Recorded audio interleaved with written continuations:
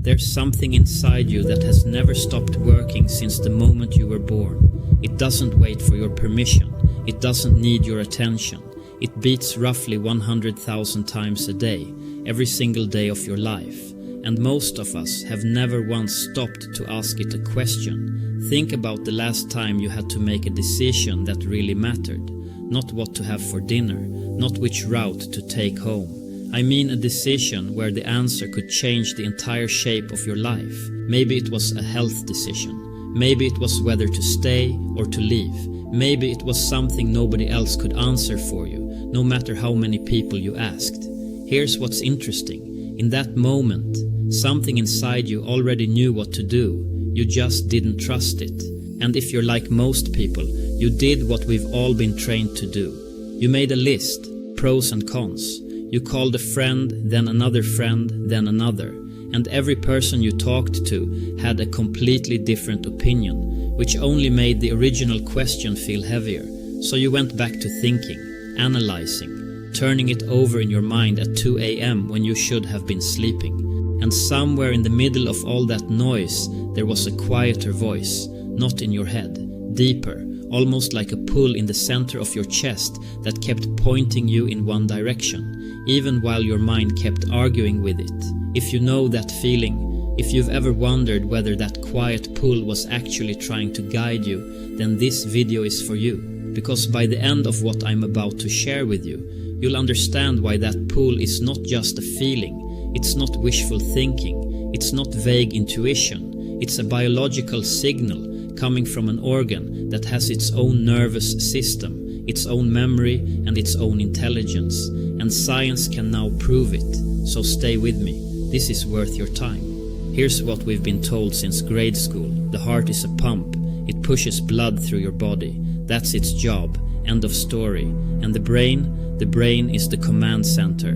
It thinks, it decides, it runs the show. The heart just takes orders. That's what most of us grew up believing. And for about 400 years, that's what science believed too.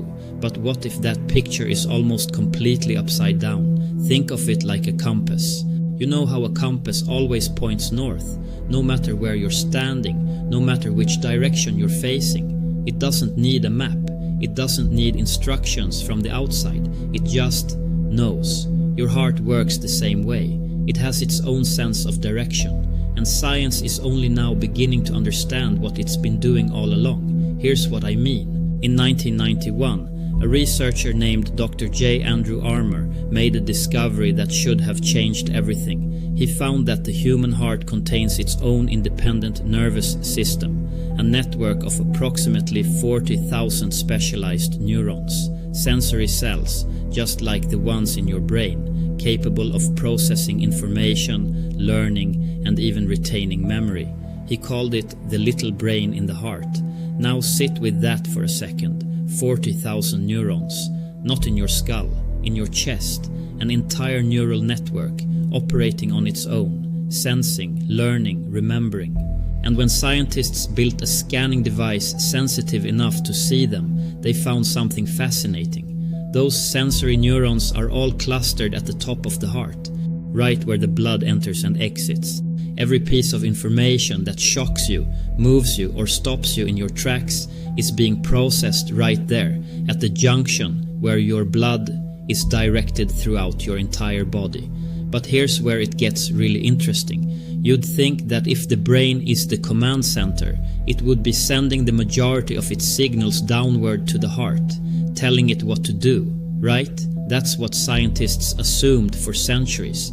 But when researchers actually mapped the nerve fibers inside the vagus nerve, the main highway connecting your heart and your brain, they found something that stunned them. 80% of those nerve fibers travel upward, from the heart to the brain, not the other way around.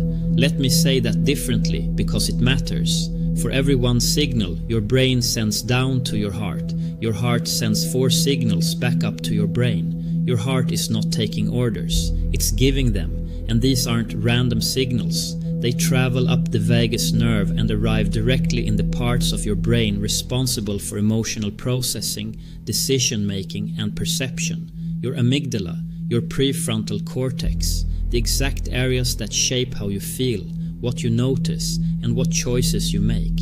In the 1960s and 70s, two researchers named Beatrice and John Lacey ran experiments that proved this was real. They gave people tasks that required deep focus and careful attention. According to everything science believed at the time, the subjects' heart rates should have sped up along with the rest of their stress response. But the opposite happened. Their heart rates slowed down. You may have experienced this yourself. That moment when everything goes quiet inside and you just know, before a single thought forms, before you can explain why. That's what the Laceys discovered was actually happening. The heart was sending its own signals up to the brain, essentially telling the thinking mind to quiet down, so the body could perceive more clearly. The brain wasn't running the show. The heart was adjusting the brain's activity to match what the moment actually required. And it doesn't stop there. Your heart generates an electrical field roughly 60 times stronger than your brain's, and the magnetic field it produces is over 100 times more powerful. Researchers using sensitive magnetometers can actually detect your heart's electromagnetic signal up to 3 feet away from your body. 3 feet. Your heart is broadcasting who you are and how you feel into the space around you right now as you're watching this. But can that field actually affect another person? The HeartMath Institute ran a study where they placed two people in a room at conversational distance and wired them both to monitors. When one person entered a state of deep calm and focused care, something remarkable happened. Their heart signal physically crossed the space between them and began showing up in the other person's brainwaves. The receiver's brain literally began to ride the rhythm of the sender's heart. They even demonstrated this between a mother and her infant. The mother was separated from her baby with no physical contact. She simply directed her feelings of care toward her child, and the monitors showed her brainwaves synchronizing perfectly with her baby's heartbeat. Your heart isn't just communicating with your own brain, it's reaching the people around you. And here's something that might surprise you even more. A neurologist named Dr. Antonio Damasio studied patients who had damage to the brain region that connects emotional signals from the body to conscious decision making. You might expect that without emotions interfering, these people would become perfectly logical, like human computers. The opposite happened. They couldn't make decisions at all. They'd spend hours debating whether to use a blue pen or a black pen. Without those gut feelings, those somatic signals rising up from the heart and body, the brain had no way to assign weight to any choice. Logic alone was paralyzed. That quiet pull you feel when something is right, or that tightness when something is wrong, those aren't distractions from good thinking. They're the foundation of it. Think about what that means for your own life. Every time you felt that pull in your chest, that quiet, steady knowing that pointed you somewhere your mind couldn't explain, that wasn't just a feeling. That was your heart's neural network, processing information your brain hadn't caught up to yet, and sending a signal upward to try to get your attention. Your heart already knows. And here's what's remarkable. This isn't new knowledge. It's only new to modern Western science. Consider this. When the ancient Egyptians mummified their dead, they carefully preserved the heart with sacred amulets. They believed it held your intelligence, your memory, and your soul. They believed it would speak for you in the afterlife, recounting the story of your entire life. The brain, they pulled it out through the nose and threw it away. They considered it useless, and the Egyptians weren't the only ones. In traditional Chinese medicine, the heart is called the emperor organ, the supreme controller of the body, the home of consciousness itself. Aboriginal Australian peoples developed a practice called dadiri, a form of deep inner listening, where you drop below the thinking mind entirely and tune into the silence of the body, not analyzing, not figuring things out, just listening from a place that goes deeper than thought. These traditions developed across thousands of years on different continents without ever comparing notes, and they all arrived at the same conclusion. The heart is not just a pump, it is an organ of intelligence, and it speaks in a language the thinking mind was never designed to hear. Your heart already knows. It always has. But here's the question that changes everything. If the heart has its own intelligence, its own neural network, its own memory, how deep does that memory actually go? Let me tell you about a woman named Claire Sylvia. In 1988, Claire was 45 years old, a professional dancer, extremely health conscious. She was also very ill, and she needed a heart and lung transplant to survive. She received that transplant at Yale New Haven Hospital. The surgery was a success. She woke up alive, but something else woke up with her. The very first thing Claire said to a journalist after coming out of surgery was that she was dying for a beer. This was strange, because Claire had never liked beer. She couldn't stand it. Over the following weeks and months, more shifts kept surfacing. She developed sudden, intense cravings for green peppers, Snickers bars, and fried chicken, foods she'd never eaten. She started gravitating toward cooler colors in her wardrobe, abandoning the bright reds she'd always worn. Her personality changed. She became bolder, more impulsive. None of it matched who she'd been her entire life.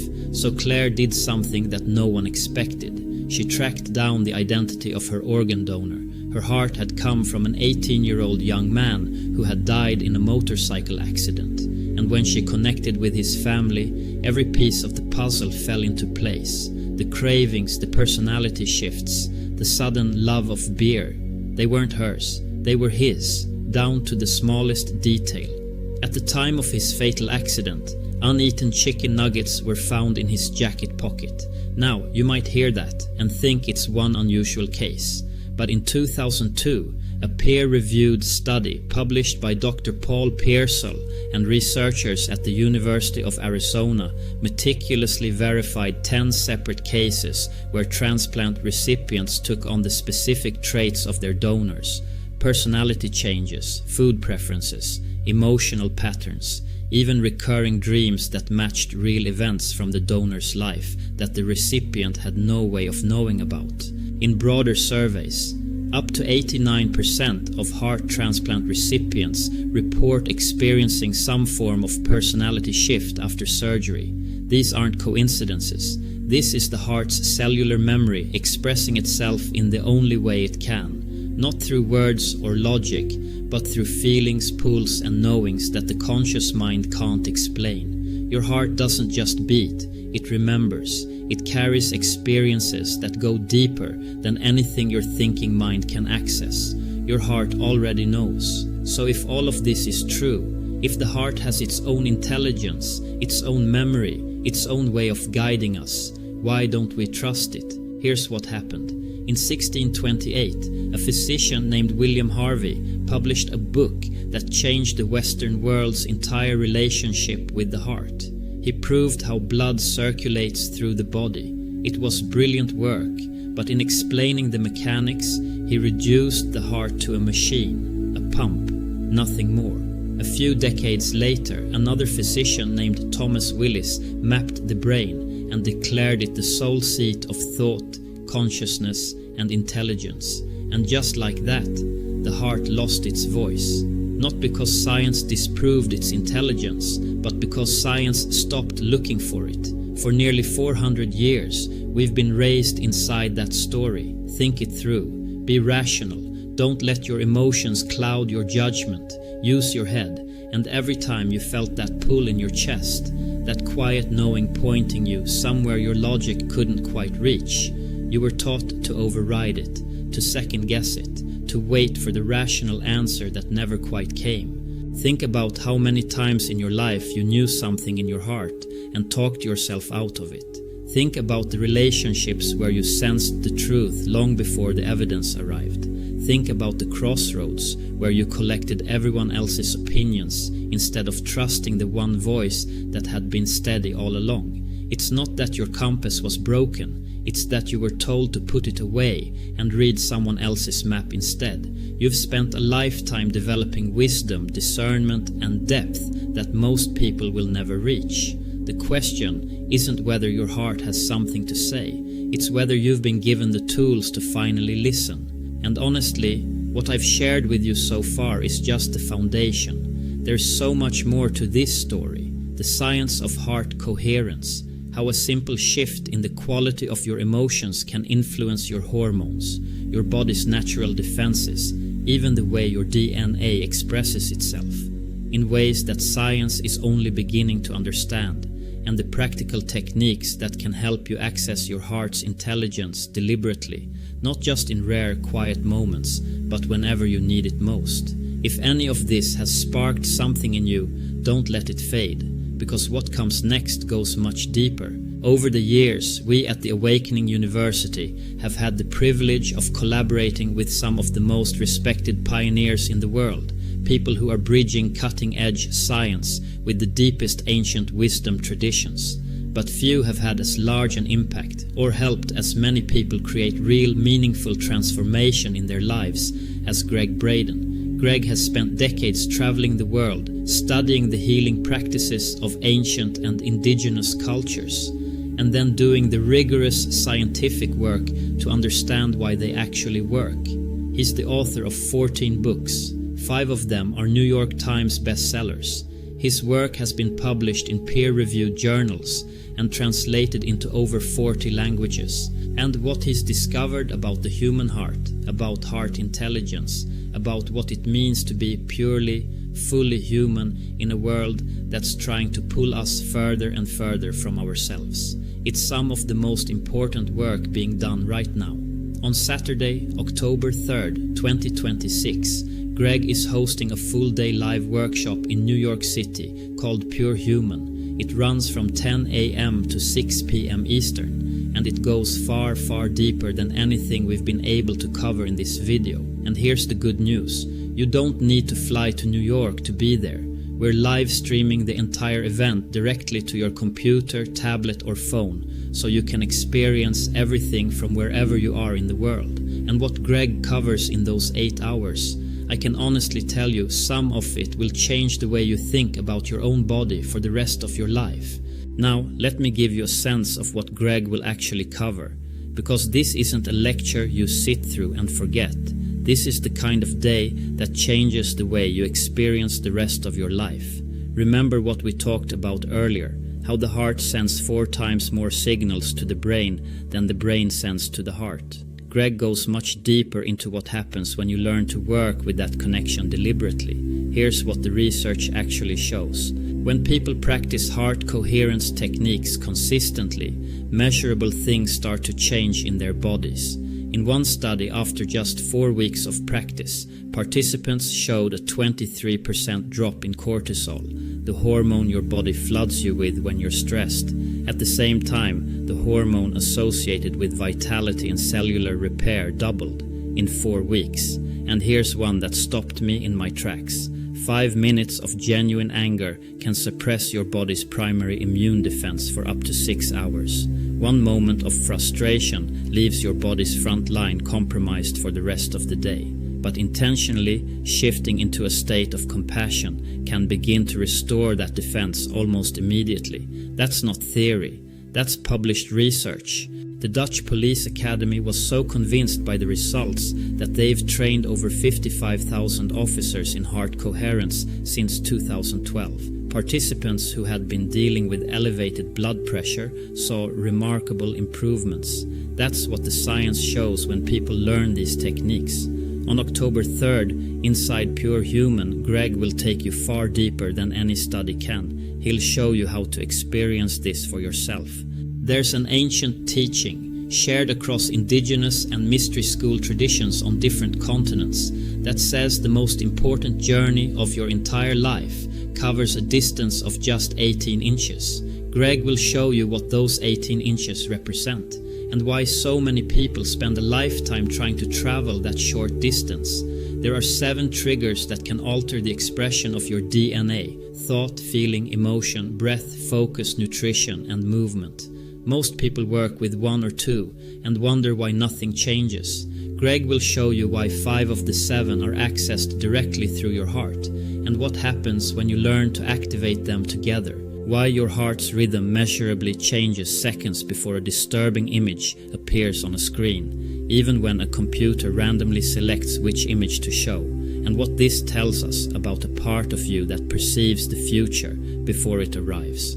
Why every pros and cons list you've ever made was designed to fail, and what it is about the structure of the brain itself that traps you in endless loops of should I or shouldn't I until the heart breaks you free, and the single most important technique you may ever learn, a step-by-step practice for accessing your heart's intelligence on demand, not a vague meditation, a structured, repeatable process where you learn to shift your focus, your breathing, and your emotional state in a specific sequence, creating the conditions for your heart and brain to harmonize. And once they do, you ask your heart a direct question, and you listen for the answer in a way most people have never been taught.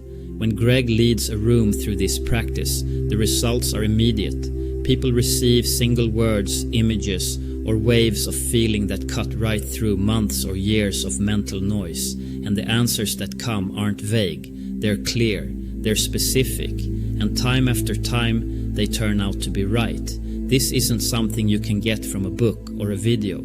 It's something you have to be guided through. Your heart already knows the answers. This is how you finally hear them. This is the technique that changes everything. And October 3rd is when you learn it. Imagine what it would feel like to face your next crossroads, not with a racing mind and a list of other people's opinions, but with your hand over your heart, a few slow breaths, and a clear, quiet answer that you actually trust. Imagine going to sleep at night, knowing that the deepest questions in your life have a place to go, and that place has been with you all along. So let me tell you how to be there. Now, to attend Pure Human in person in New York, a single ticket is $349, and that's before you factor in airfare, hotel, meals. People fly in from all over the world for Gregg's events, and the total cost can easily reach into the thousands. But you don't need to worry about spending thousands. You don't even need to worry about spending hundreds. Because we're live streaming the full event through the Awakening University, you can experience the entire day, all 8 hours, from wherever you are, for just $99. If something in you is saying yes right now, trust that. Click the link below this video to join us. And here's something I love about this format. Because it's a live stream, you can invite your family to watch with you, your partner, your daughter, a close friend. Gather in the living room and experience it together. Or if you'd like, split the cost. That's entirely up to you. The point is, nothing should stand between you and this experience. Plus, even if Saturday, October 3rd doesn't work with your schedule, you're covered. Every ticket includes 12 full months of replay access. Watch the entire workshop on your own time, at your own pace, as many times as you want. And one more thing. This workshop is designed for real people seeking real answers, not academics or tech experts. Gregg teaches the way he speaks, clearly, warmly, and with patience. If you can watch this video, you can access the workshop, and with the full replay, you can pause, rewind, and move at whatever pace feels right for you. And I want you to feel completely comfortable with this, so your purchase is protected by a full 14-day money-back guarantee. Watch the event, sit with Gregg's teaching, try the practices, and if, for any reason, you feel it wasn't right for you, simply reach out within 14 days, and we'll return every penny. So here's where we are. You've learned something today that most people never hear. Your heart is not just a pump. It's an organ with 40,000 neurons, its own memory, its own electromagnetic field, and its own way of knowing things your mind simply cannot reach. You've seen the science, you've felt the truth of it in your own experience. Every difficult decision, every moment of quiet knowing you couldn't explain, that was your heart's intelligence trying to reach you. Your heart already knows. On Saturday, October 3rd, Gregg Braden will show you how to listen, not occasionally, not accidentally, but deliberately, reliably, whenever you need it most. So let me ask you something, and I mean this sincerely. Right now, in this moment, what is your heart telling you? Not your mind, not the voice that calculates and second guesses, the deeper one, the quiet compass that's been with you since before you were born. If it's telling you this is right, then trust it. That's the whole point. Click the link below this video and join us. And the next time life asks you an impossible question, you'll know exactly where to go for the answer. Thank you so much for your time. It means more than you know. And whether you join us or not, I hope what you've learned today stays with you, because your heart has always been speaking. It's been holding the answers you've been searching for. Now you know it's worth listening to. One more thing before you go, I want you to see something. This is a moment from last year's Pure Human workshop in Los Angeles with Gregg Braden live on stage. Watch what he shares about the connection between a mother and her child, and the science that finally explains something you may have felt your entire life. There is compelling evidence to suggest the physical heart, it's the neurons, the DNA in the neurons in the physical heart is coupled to a field of information that is not bound by the classical limits of time and space. A part of you is not bound by those limits. That's why, and I talk about this in the book, Pure Human. Oh, thank you. No, I tell a story in the book Pure Human. There's a mother in Sydney, Australia, who wakes up at 3 a.m. feeling that her son, who is in a battlefield in Afghanistan, half a world away, is in trouble. She has no indication other than a feeling. So she calls his commanding officer in Afghanistan, and he says, "Oh yeah, your son's fine. He's out on patrol. He'll be back later. I'll have him call you." Well, it wasn't until her son returned that he reported that they had been hit by a roadside bomb, an IED. And he was okay. The vehicle in front of him was destroyed and caught fire, and he saved the lives of other people. And the point is, how did his mom know that that was happening before his commanding officer ever knew that was happening? But you all have had experiences like that, right? It's called intuition. Let me share with you, I'm going off script here, and I'll do this throughout the day. Here, this is going to be my off script share.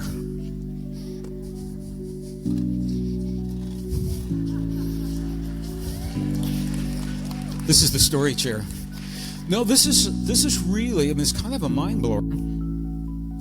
Scientists now have found, okay, ladies, I'm going to talk about this.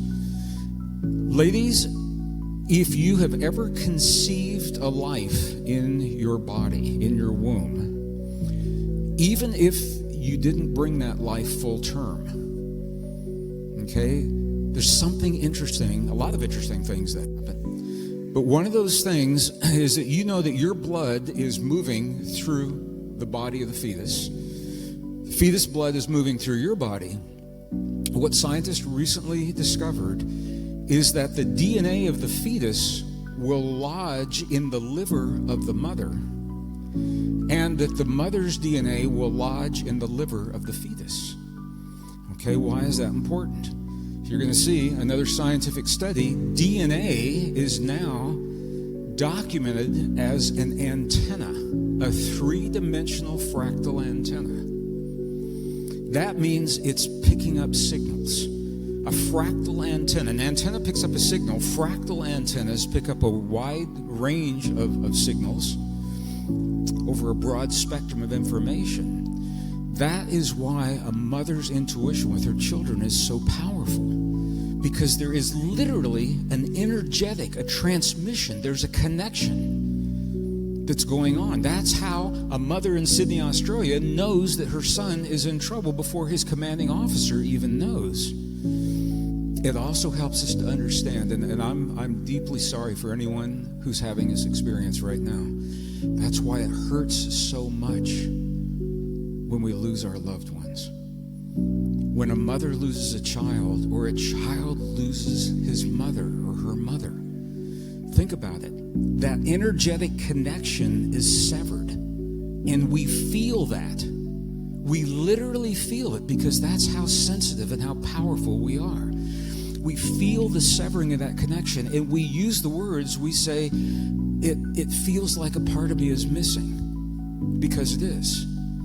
or it feels like I've been hit in the gut because that connection has been severed. We are so intimately connected in this world, and the science now is beginning to tell us how it works so that we can do more of the things to enhance the connection, and the old ideas that may not work, do less of the things that don't work. Why put your energy into something that doesn't work? So the science now is paralleling so many of our ancient and indigenous and spiritual traditions. So we are deeply, deeply connected. That's what a day with Gregg Braden looks like. October 3rd. The link is below. But keep in mind, enrollment only lasts for a limited time, so do yourself a favor and act now. You'll be glad you did.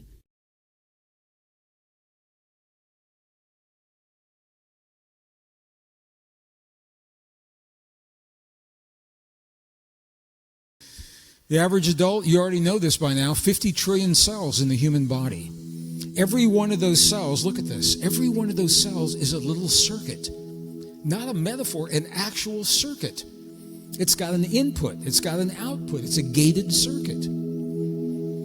And the components in the cell are the components in the circuit.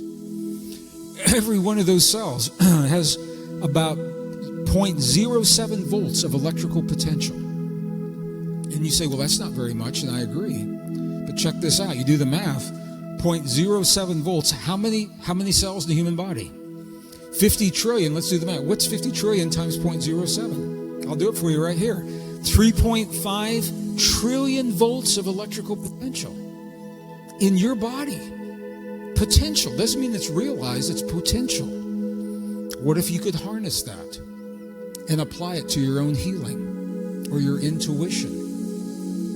Or your resilience, or your longevity enzymes, or creating greater heart rate variability. What would it mean? Well, it doesn't stop there, because every cell functions as electrical components, transistors, resistors, capacitors. I had some kids, young people in the audience, they said, Greg, what are those? I said, well, that's what you used to see when you opened the back of your television, or your guitar amplifier, or your telephone. But now it looks like that. And they said, oh yeah, we know what those are. Because all those components are now miniaturized, but they're all in your cell. Every cell, it functions as transistors, resistors, capacitors. Every cell emits photons of light. Right now, you are emitting photons of light into the field, and you're receiving photons of light. Light is information. You're having a conversation with the field. It's talking to you, you're talking to the field. Do you even know what you're saying to the field? Well, your subconscious mind is pumping out information about you into the field. And your life, and your world, and your relationships are telling you what it is that you're giving to the field, because it's coming back to you through your life, your relationships, your health, your healing. And there's a whole workshop that we can do on that. Many of you do your own workshops on that. Some amazing people in this audience here. Every cell stores and retrieves information just like a computer chip. Every cell functions as blockchain. We talked about that. I could go on and on. You and I, we are highly advanced, technologically sophisticated, soft technology. So the question, how do we operate this technology? I just mentioned that a few moments ago, and now we're going to do it again because it's going to be familiar. Our user interface. One of the things I learned working in the industry is that the more complex the technology, the simpler the user interface. Look at your smartphone if you don't believe me. That is a very complex piece of technology, but you just push a picture and you can pay your bills or talk to a friend. It's a simple user interface. We work the same way. Our user interface, very simple, 7 epigenetic triggers. That's what our friends in Tibet taught me when I was there. Those 7 triggers: thought, feeling, emotion, breath, focus, nutrition, and movement.